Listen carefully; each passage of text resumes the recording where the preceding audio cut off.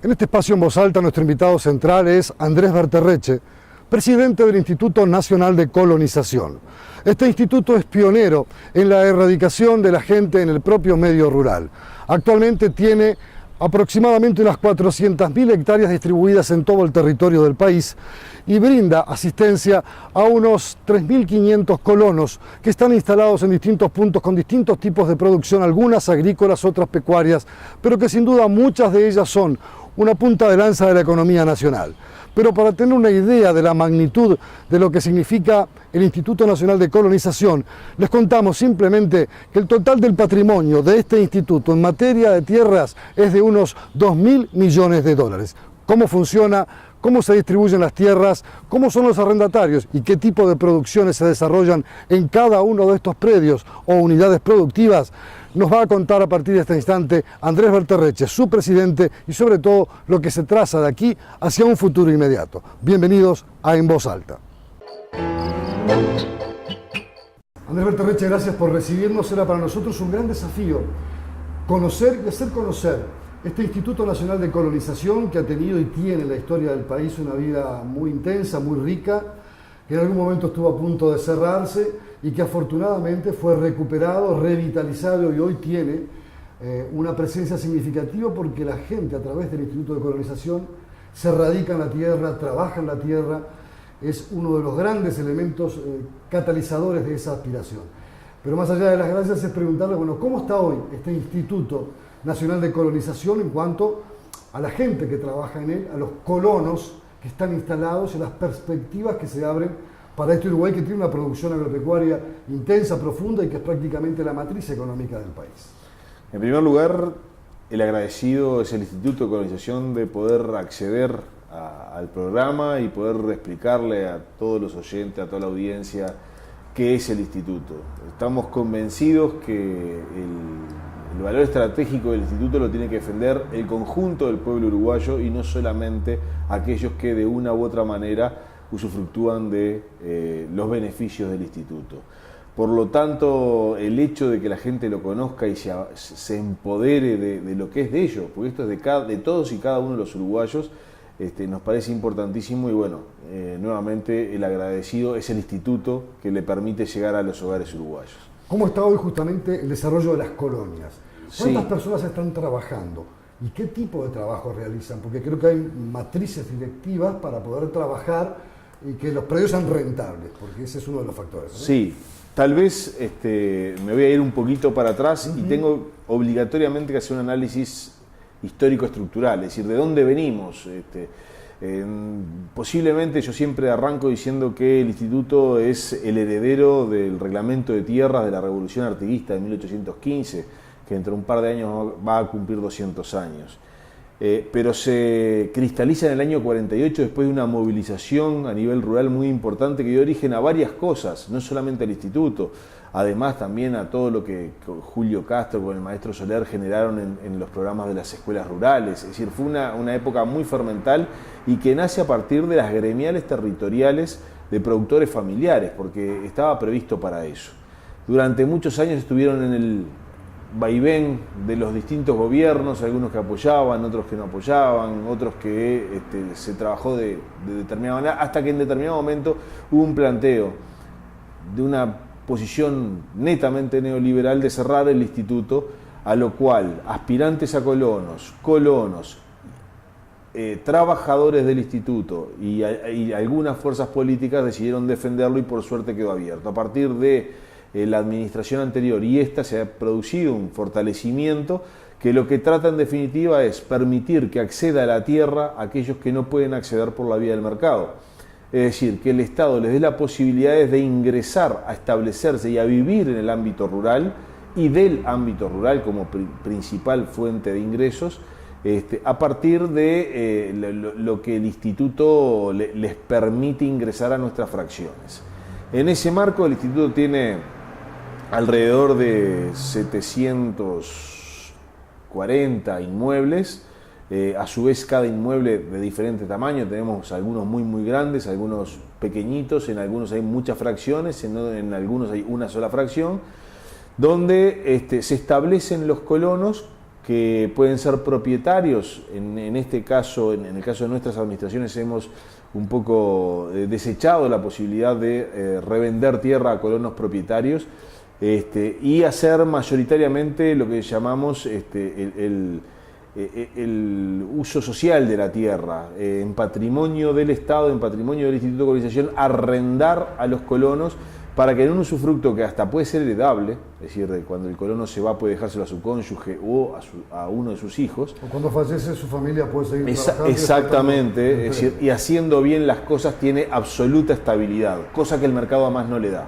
Si el Instituto le permite ingresar a aquellos que no tienen posibilidad de ingresar, pero además le da estabilidad y además, en el caso de los arrendamientos son netamente inferiores a los arrendamientos de mercado, lo que permite establecer que gente que tiene que reinvertir con pocas posibilidades de reinversión porque vienen de la nada. Y generalmente vienen de un poquito, porque necesitan tener algo para poder ingresar.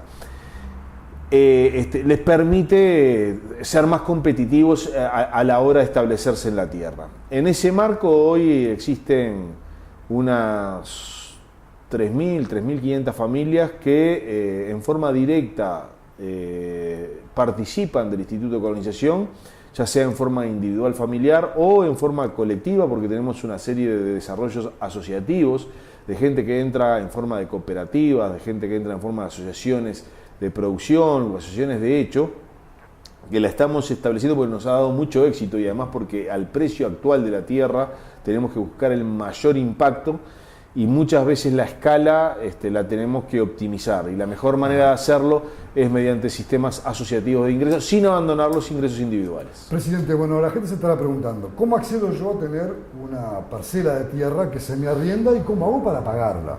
¿Qué canon se me fija o qué cuota o qué valor se me fija que yo debo devolverle al Estado una tierra que me da en uso pero que no me pertenece? Ese es el concepto que lo expresaste clarísimo. El hecho es que nosotros fijamos una renta, esa renta está fijada por una canasta de producción, en realidad el colono paga en función del valor de lo que produce. Es decir, si es una renta lechera, paga en función del valor de la leche. Si es una renta cañera, paga en función del valor de la caña de azúcar. Si es una renta ovejera, en relación a la carne y a la lana de la oveja. Es decir, en todas las áreas está evaluada por ese mecanismo, para darle seguridad, que el colono pague en la moneda que produce, que es el hecho de la producción. Y de la rentabilidad. Supongamos yo obtengo 100 pesos, ficticiamente, por el predio que exploto en producción lechera. ¿Cuánto le tengo que devolver al instituto? ¿Cuánto tengo que pagar por ese arrendamiento? ¿Y cuánto me queda para subsistir y para poder reinvertir y mejorar mi capacidad de desarrollo?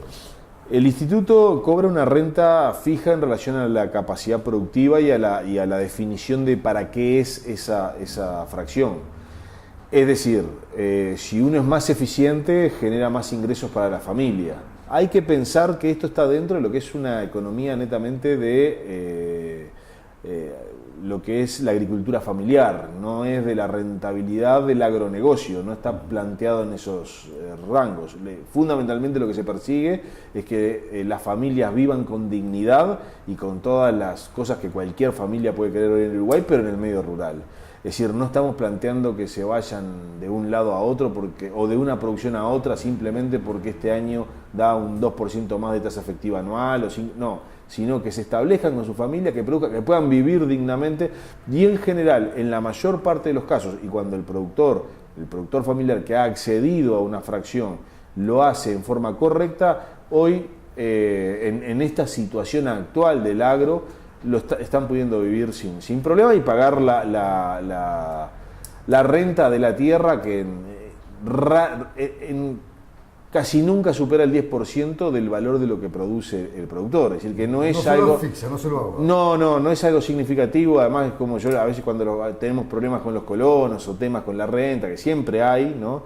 Si digo, es el único ente autónomo, porque el Instituto de Colonización es un ente autónomo, igual que UTI, igual que ANCAP, es el único ente autónomo que no cortamos el servicio cuando el colono no paga. Siempre tratamos de llegar a un arreglo, siempre tratamos de llegar a una aproximación, pero ponemos límites también. Es decir, hay límites que hay que fijar porque esto es patrimonio de todos los trabajadores uruguayos.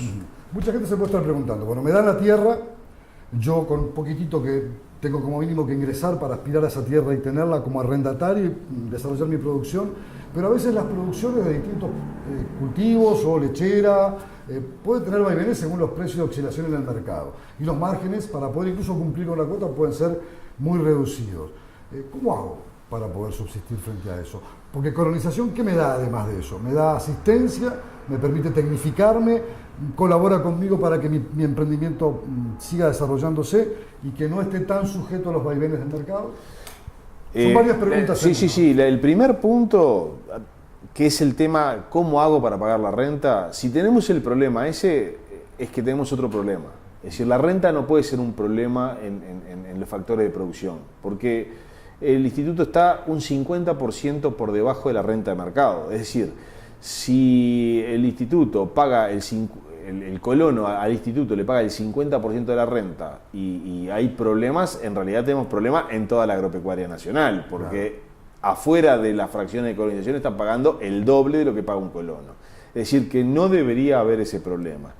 El instituto, su mayor erogación es en tierra. La tierra hoy, y más hoy al precio de la tierra, es muy elevado. Por lo tanto, el mayor esfuerzo económico que hace el instituto es en compra de tierra para después poder adjudicar. En ese marco tratamos de ser eficientes y como el Estado en otros programas del Estado tiene programas de apoyo en asistencia técnica, en financiamiento, en organización, en fortalecimiento institucional, lo que tratamos de hacer es ser socios del colono a la hora de que ellos se presenten a otros programas que el Estado hoy está dando y no duplicar apoyos que en definitiva terminan haciendo un mecanismo que no es bueno y que no ayuda al desarrollo. Solamente para dar algunos ejemplos, tenemos la mayor productividad en caña, tenemos la mayor productividad en leche, tenemos los premios nacionales en cordero pesado, tenemos excelentes productores de carne, tenemos excelentes productores hortifrutícolas. El instituto muchas veces es visto como un productor, como de productores a lo pobre, y no es la realidad de lo que pasa. Para después de la pausa, ya le dejo planteada la pregunta, bueno, ¿cómo hace justamente el instituto para tener su cartera de tierras? La tierra en general es del Estado, hay muchas empresas u organismos estatales que tienen tierras. Se las ceden al instituto, el instituto las compra, me lo contesta después de la pausa.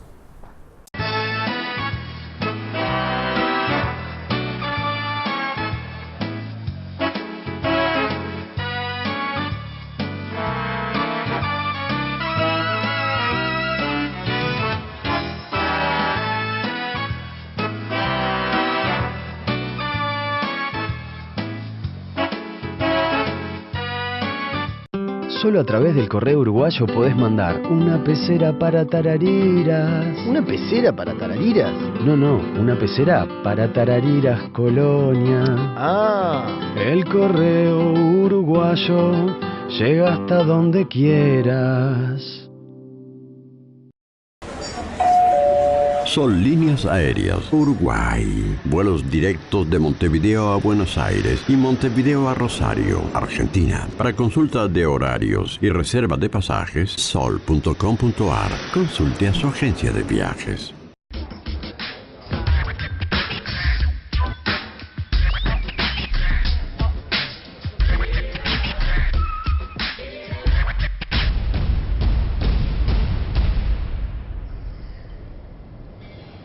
¿Sabías que en Uruguay la edad de inicio del consumo de alcohol es a los 13 años? A menor edad de inicio, mayor posibilidad de tener problemas con el alcohol. Conectate con tus hijos. Cambiar es posible. Junta Nacional de Drogas, Presidencia de la República.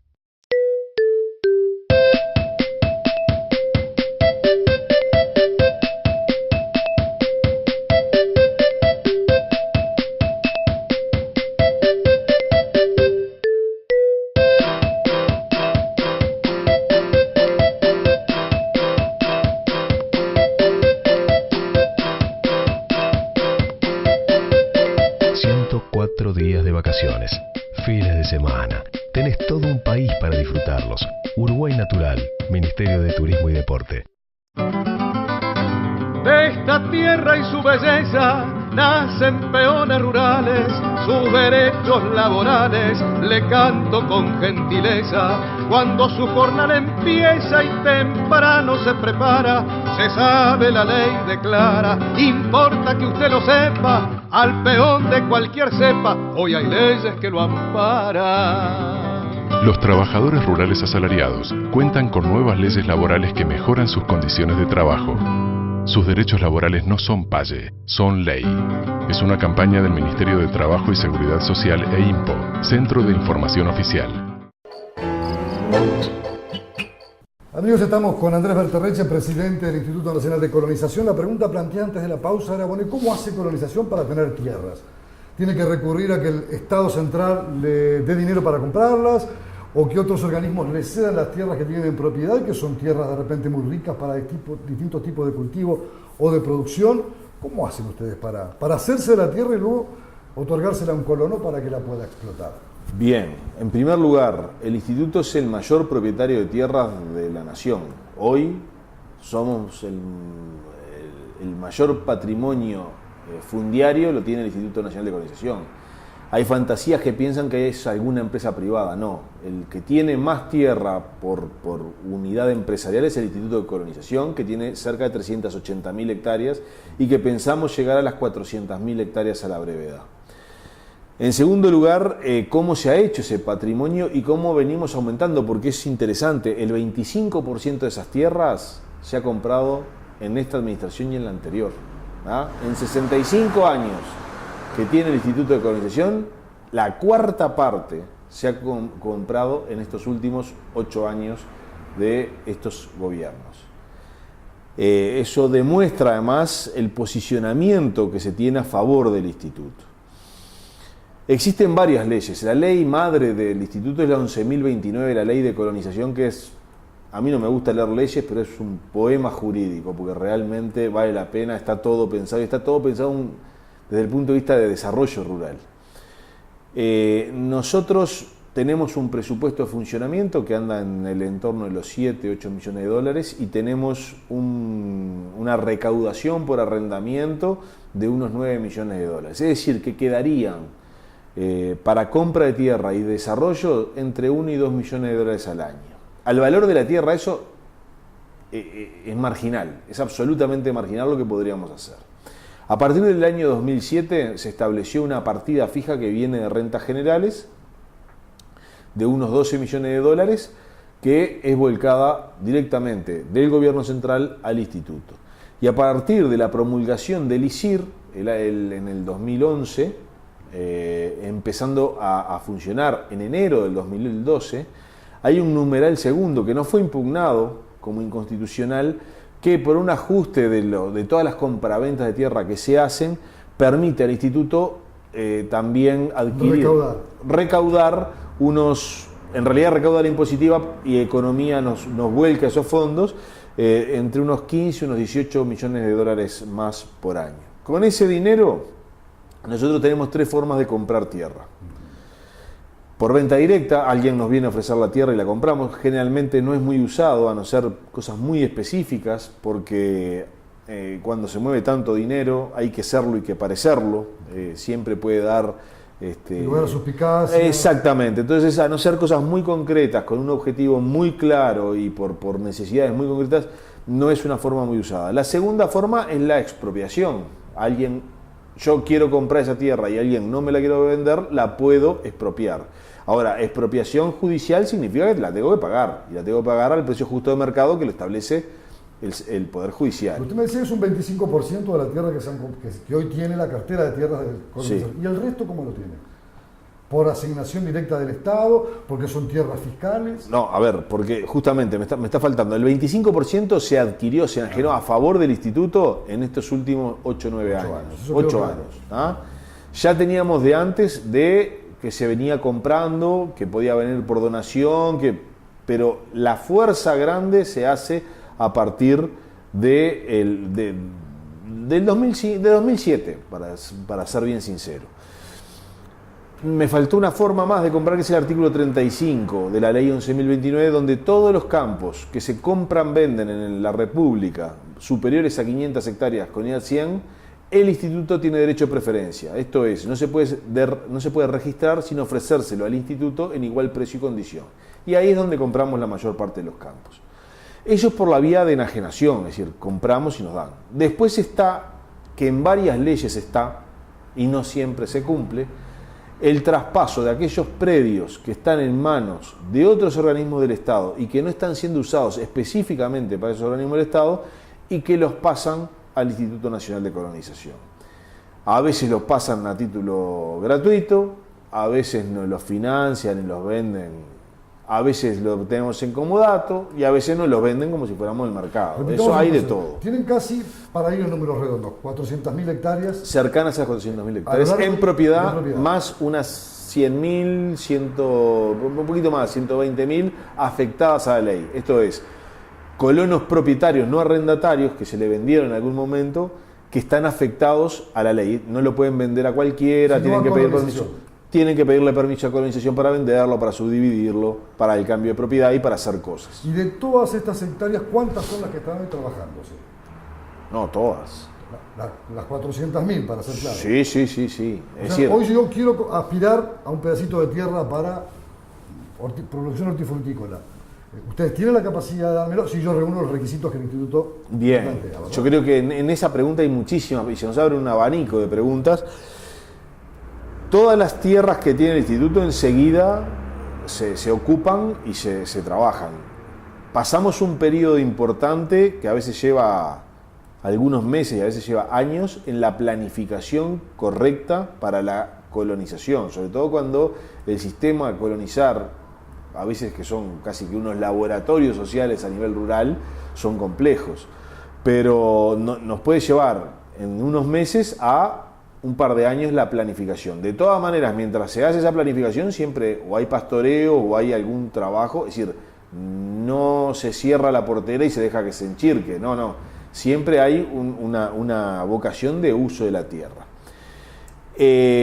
Cuando nosotros tenemos definido una colonia, una fracción, cuando recuperamos una fracción de un colono que se fue o que nosotros le solicitamos amablemente que la devuelva porque no está cumpliendo con los objetivos, hacemos un llamado público al cual todo oriental mayor de 18 años puede presentarse a competir por esa fracción. Evidentemente después está lo otro que tú mencionabas, que es qué es lo que priorizamos. Exactamente. Porque no es en realidad algo poético el ir a trabajar al campo.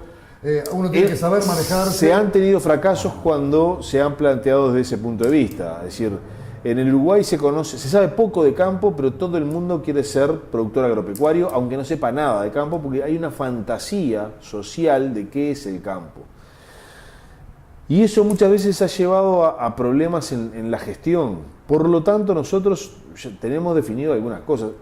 La prioridad de la entrega de fracciones es para productores familiares con riesgo a salirse del campo, para los hijos de productores familiares que quieren empezar y que ya están en el campo, o para asalariados rurales, que es un perfil que nosotros le hemos dado mucho énfasis en esta época, que son los que realmente ya tienen una demostración de la primera parte, de que saben de qué estamos hablando. No es que no se puedan presentar gente que nada tiene que ver con el agro, pero tiene muy pocas posibilidades en la medida que los requerimientos en un proceso de concentración capitalista de la tierra muy fuerte,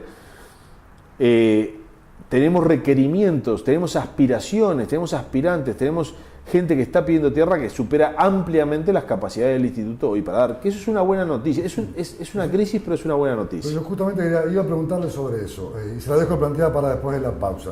¿Cuánta gente hoy le está pidiendo a colonización la posibilidad de instalarse como arrendatario en un predio y desarrollar un tipo de producción que seguramente, como usted decía, se estudiará según el suelo, las características del lugar, las facilidades que tiene para determinado tipo de productos, que se pueda instalar allí? ¿Cuánta gente aspira hoy a ser colono y a explotar un predio agropecuario? Pregunté esta seguida. De esta tierra y su belleza nacen peones rurales, sus derechos laborales le canto con gentileza. Cuando su jornada empieza y temprano se prepara, se sabe la ley declara, importa que usted lo sepa, al peón de cualquier cepa, hoy hay leyes que lo amparan. Los trabajadores rurales asalariados cuentan con nuevas leyes laborales que mejoran sus condiciones de trabajo. Sus derechos laborales no son paye, son ley. Es una campaña del Ministerio de Trabajo y Seguridad Social e INPO, Centro de Información Oficial.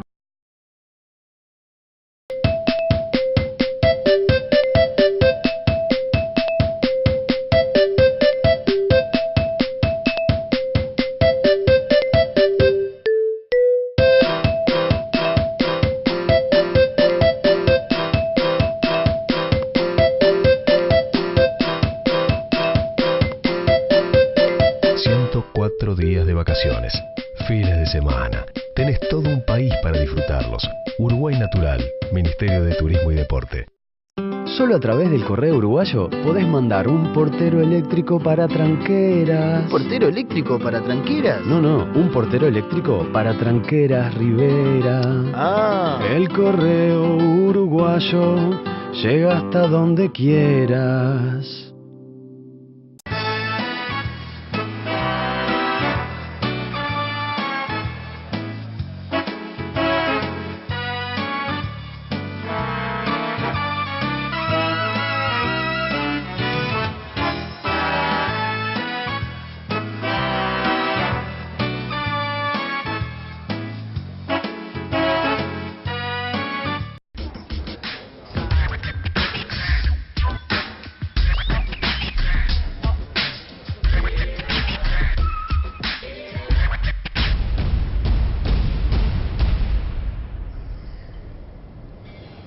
¿Sabías que en Uruguay la edad de inicio del consumo de alcohol es a los 13 años?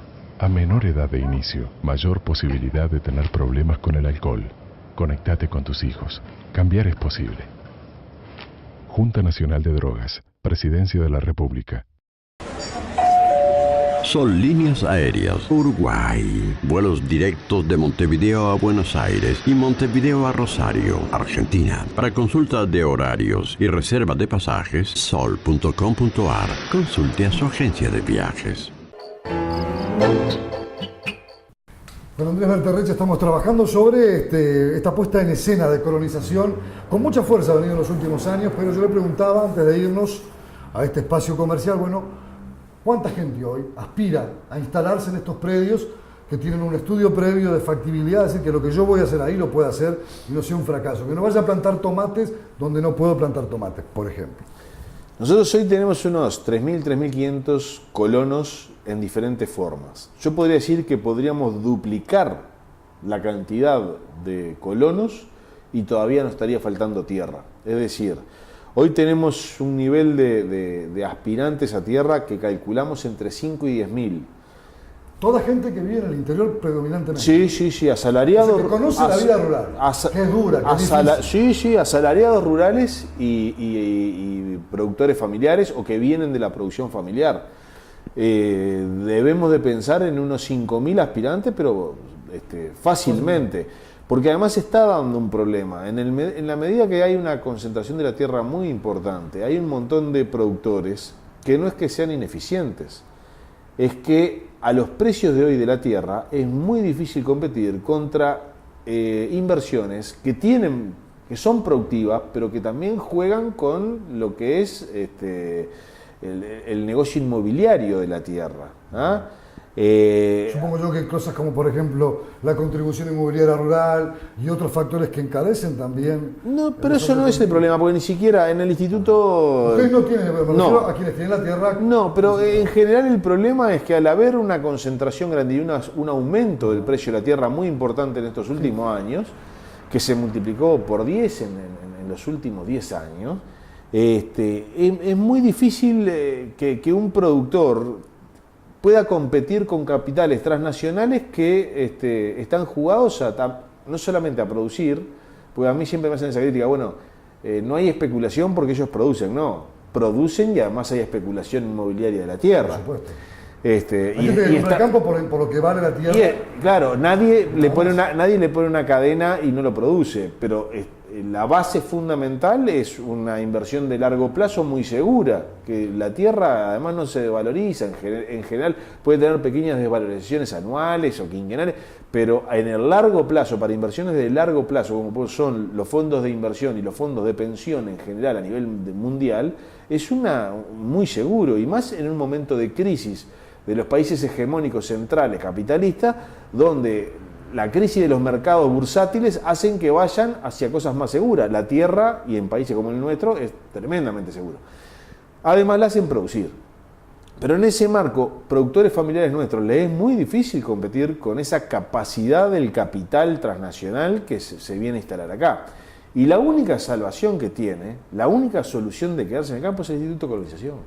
Y justamente, usted me hablaba de planes, de proyectos, así, no se le entrega a un colono, a una persona que se instala en el campo algo, sino hay un plan preconcebido para saber si es eficiente en cuanto al uso de la tierra. ¿Cómo se eligen esas cosas? Ustedes tienen una tierra en un determinado sitio, está cerca de un lugar porque haya agua, si quiero hacer cultivos agrícolas, o me quiero dedicar a otro tipo de producción, debe haber un plan directriz, un plan de desarrollo productivo para cada una de esas estructuras, me imagino. Sí, es muy complejo. Tenemos un área específicamente de planificación de colonias. Es decir, existe un estudio fuerte tanto de qué es lo que se hace con la tierra como qué es lo que se hace o qué el perfil debe tener el colono. Perdón. Tenemos que analizar profundamente las capacidades del predio considerado y las capacidades de la producción. Nosotros en estos años hemos desarrollado algunas producciones como estratégicas, que son muy complejas. La lechería para nosotros es fundamental. Primero porque es un sector claramente colonizador, donde la familia va a vivir, donde trabaja directamente la familia, donde se desarrolla, que además genera a nivel de la ciudad un valor agregado fenomenal. Pero el sector lechero, que a veces está un poco cercado por el desarrollo agrícola, no es solamente poner un productor con unas vacas. Hoy las exigencias en caminería, en electrificación, en vivienda, hasta en conectividad por internet, son fundamentales para que esos productores se puedan instalar con éxito. Y no podemos hacer de la base del Estado un ejército de miserables, sino de productores exitosos y familiares, siempre pensando en una producción familiar, no en un agronegocio, en una producción familiar. Pero tienen que tener las bases mínimas, el agua, la luz. Cuando digo el agua de consumo, pero sobre todo el agua productiva, ¿no? El agua para riego, el agua para todos los procesos. En el tambo hay importante, tiene que haber todo lo que tiene que ver con el medio ambiente, estar establecido, las piletas de decantación cuando se va a poner un tambo. Nosotros estamos yendo ahora a sistemas colectivizados de tambo, donde los productores son individuales, pero el tambo va a ser colectivo, donde la zona de recría de vaquillonas o donde la zona de generación de energía para los animales, de granos y de fibra, son en forma colectiva.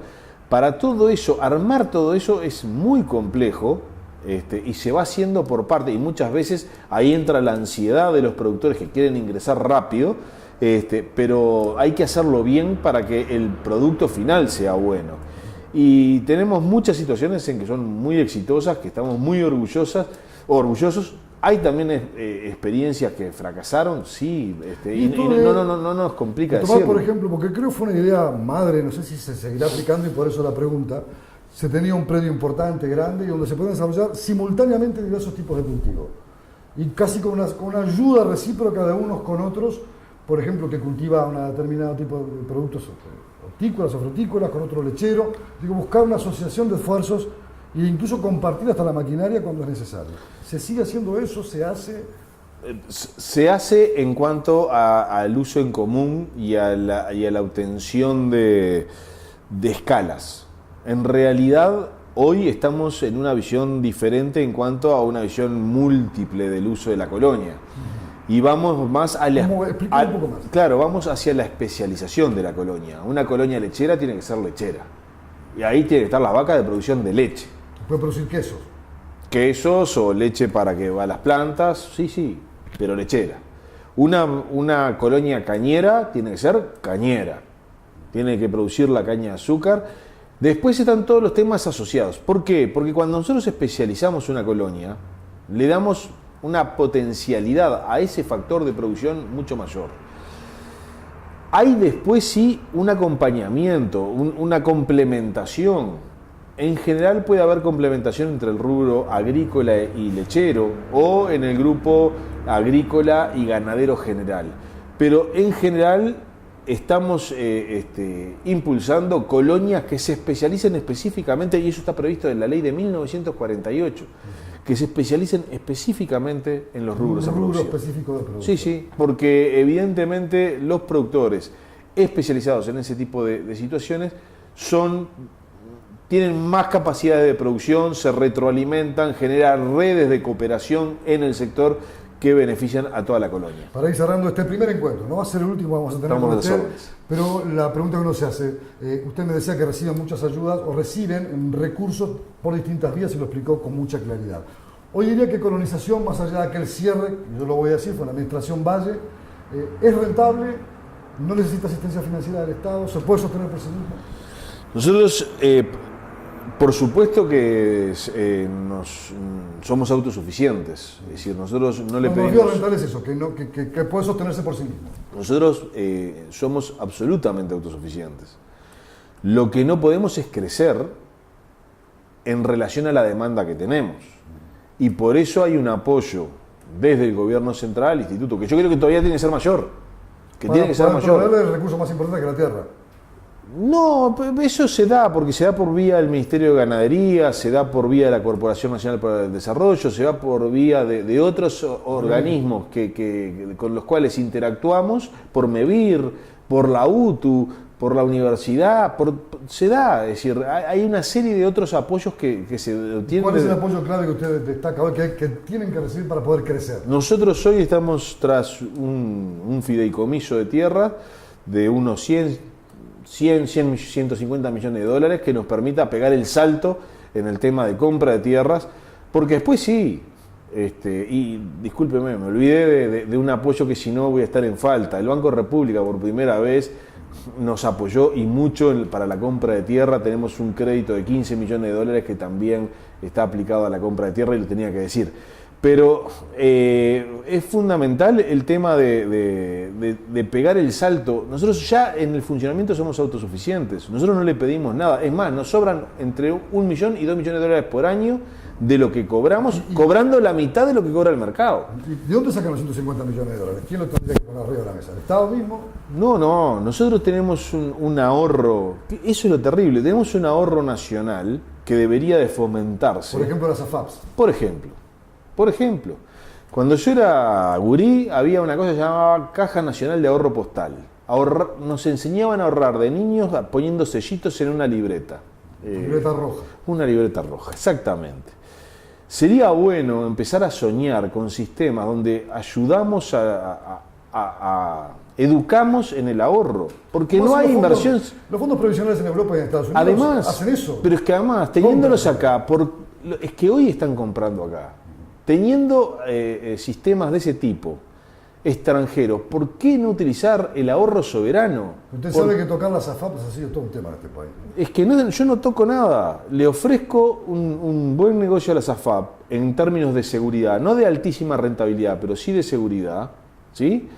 Para que el ahorro nacional, principalmente de la clase media, se invierta en soberanía nacional y en políticas sociales que a su vez, como cobramos renta, vuelven al Estado. Es cierra por todos lados. Hay algunas cosas que hay que asegurar y es lo que estamos discutiendo hoy con el gobierno central.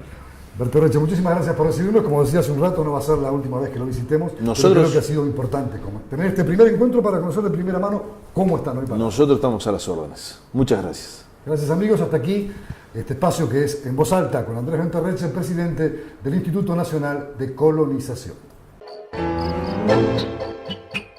Y hasta aquí, amigos, una nueva entrega de En Voz Alta. En esta instancia hemos conversado en profundidad con el presidente del Instituto Nacional de Colonización, Andrés Berterreche. Los invitamos a reencontrarnos en una próxima oportunidad. Hasta entonces.